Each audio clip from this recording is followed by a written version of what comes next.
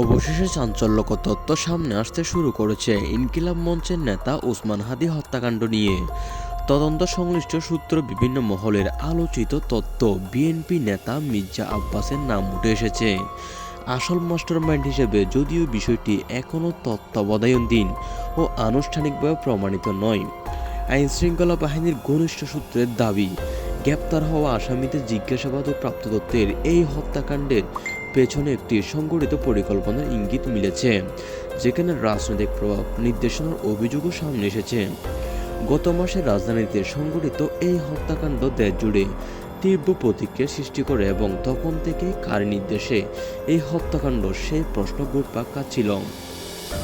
তদন্তকারীরা বলছেন, সব তথ্য যাচাই বাছাই শেষে আদালতে উপস্থাপন করা হবে এবং তদন্ত শেষ না হওয়া পর্যন্ত কাউকে দোষী সাব্যস্ত করা যাচ্ছে না। এদিকে এই ঘটনার রাজনৈতিক অঙ্গনে নতুন করে উত্তেজনা তৈরি হয়েছে, আর পুরো জাতি এখন তাকিয়ে আছে তদন্তের চূড়ান্ত প্রতিবেদনের দিকে।